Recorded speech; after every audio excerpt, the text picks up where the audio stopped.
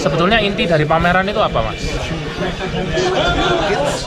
Berhubungan cara mempererat ukhuwah, verbal. memperkuat ukhuwah sesama developer.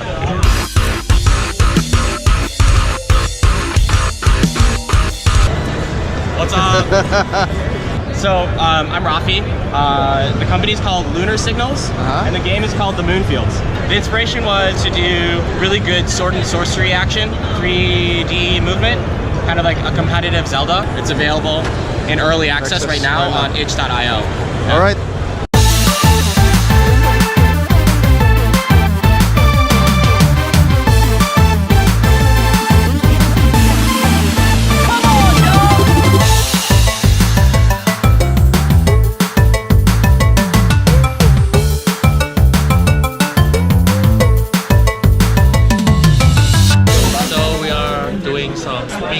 So we're out friend. I guess we'll go here. Yeah, name's Edgar, part of Raz. I work on level design for Slime Song. Do you have any tips for like the showcasing like PAX? I guess like covering basics like cards and the flyers, having like those posters that you can kind of like pull up that have the title on the top, so it's easier to see. Paying attention to like the people that come by the booth and like seeing which ones are more inclined to playing your kind of game and not being too pushy. So it's like keeping that balance of like, because some people are also kind of shy, like they'll just watch, but they might want to play, but they just don't know if they're allowed to touch the controllers or whatever. And so like saying like, hey, do you want to play? Yeah, just take care of yourself also. Yeah, I mean, like it's good to have at least keep hydrated. Don't forget to eat. All that stuff. Like at least having like 2 or 3 people that you can kind of like swap shifts with. If one needs to use the bathroom, at least 2 people are there. Are you scheduling your shift or just do it naturally? Yeah, do it naturally. And even like meetings that either people that are coming up to our booth and want to do like an interview or whatever, if it's not something that's super like for example, I don't really deal with all the administrative or like all the contact stuff, but if it's something that I know all the information about, I can do the meeting as well. Yeah, sure. Like it can be anyone's part of the team. Yeah. Thank you, Edgar. Yeah, thank you. I'm Mark. I'm a dev of Super Slime Arena. It's a multiplayer party fighting game where every character has 1 attack, and every attack is 1 hit KO. Every time you get hit, you switch characters, and we have an absurd number of controllers. Like we have 18 controllers plugged in, including a DJ Hero controller. Donkey Kong bongos. I'm Ben with Babraz. We're developers for Slime Song. It's kind of like a Twitch action platformer. You get swallowed by a giant worm and you have to run, jump your way out of it before getting digested by stomach acid. You escape and get swallowed by a kraken before getting digested by its stomach acid. You get swallowed by a lot of things. So it's kind of like a slime convention, right? Yeah. It's slimes for days. So I'm waiting for the humble slime bundle. When is it coming? I don't know. I feel like we probably have enough games. Like also if we can get on the Super Slime. Yeah, Slime Rancher. Slime Rancher. I'm Steven Zavala of Flyover Games. I'm working on Wave Crash. It's a multiplayer puzzle brawler. So it's matchup blocks, use them to hit your opponent in the face.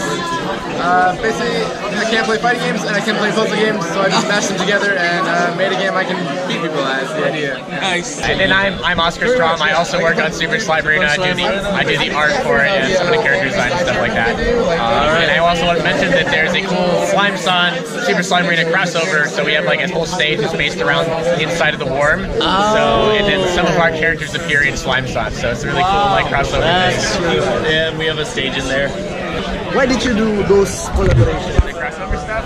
Well, it started in TDC. Yeah, so there was a guy who actually is one of our composers now, tweeted that his favorite games that he saw at GDC were both slime games. He said Slime Son and Super Slime Arena, and that got us talking with Raz on Twitter, and then we later met, even though we were both at GDC that year, we met at other things and talked, and then we was like, oh yeah, we should do that, because Slime Son already has a whole bunch of crossover stuff with it, so it felt like a good fit, and then like we just want more slime things, so, you know, it's a good way to like get a nice theme for a level, so it's cool. That's really nice. Oh, really? Where are you from? Indonesia. Oh, wow, that's pretty cool. smart. It took us like 32 hours to fly, but we're going to skip next Wednesday. Yeah. Skipping a day. Totally skip 11 April. Hopefully it's worth it. Yeah. I think so far it's worth it. Any tips and tricks for firing game devs or? Definitely include slimes in every game you can. Yeah. That's Easier a, to animate than things with limbs. actually Cameo in our game for you. that's a good point. 12 principles of animation. Can all With slime. yeah. Look at Pixar, look at Pixar, look at Pixar. Yeah. All right, thank you guys. It's a wrap! It's a wrap!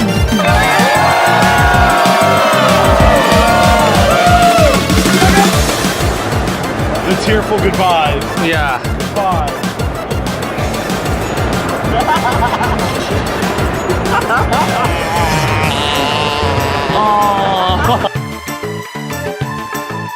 Do you have some tips for anyone who are submitting their games for Indie Mega Booth? So definitely sign up for the mailing list, so indiemegabooth.com.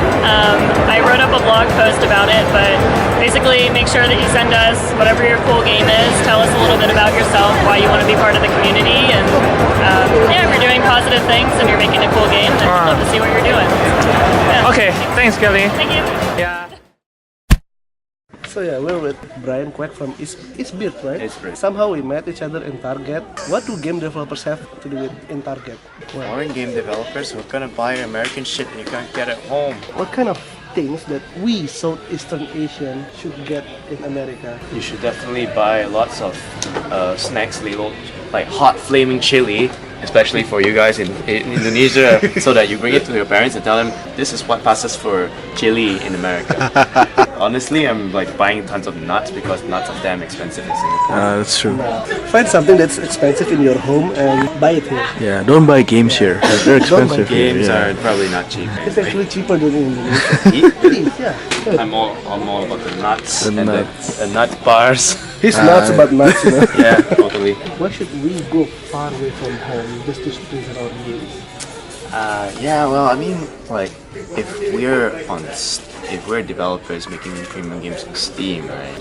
You need to get in front not just of your audience, because PAX. Again, I will only speak for PAX because there are many conferences going on in the US. Some of them are less useful than others. But PAX, generally the audience is very tuned into, they understand Steam. It's our market, basically. Yeah, you just need to tell them what is your game. You don't get stupid questions like, oh, is your game 15 minutes long after they played your demo?